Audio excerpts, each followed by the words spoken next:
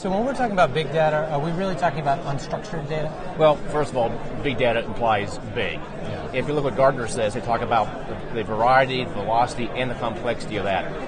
And so we go beyond the big into the complexity and the velocity of that. Typically, the unstructured part of it is, in fact, the fastest growing segment. Like 80% of the data today is unstructured. Yeah. So if you have big, unstructured is a big part of that. Sure.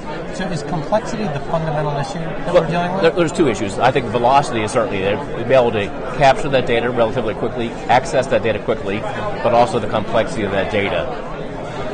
So how do you see relational and non-relational databases evolving? Will they coexist? Well, first they'll coexist. There are certain advantages to a relational database, but what we're finding right now, in fact, I'll just give an example. One of our customers just told me the other day. He said, if you're dealing with a relational database, it's information that you typically know. It's information you know.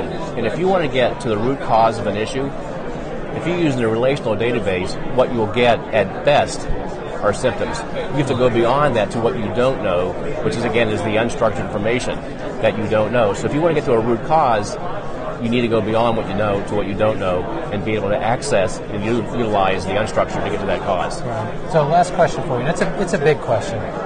Do you feel that the embrace of unstructured data, sort of the recognition that we need to work with it, not against it, we'll look back on that as one of the key shifts in technology? It's happening. In fact, somebody asked me the other day about why now versus a few years ago. Well, just think about the data that's being created that you and I create, whether it be a tweet, a Word, a PowerPoint, a video. It's just growing so much all the time. And in that data, there's a lot of important information. So as different industries begin to say, I need to access and leverage that. For example, one of our first customers was the intelligence community. They're capturing all kind of crazy information from different sources in different languages, petabytes of it. Yeah. So they're using that to save lives. If you look at what's happening, for example, in the financial services, if you're doing high-stakes trading, commodities, derivatives, what little bit of information can you garner?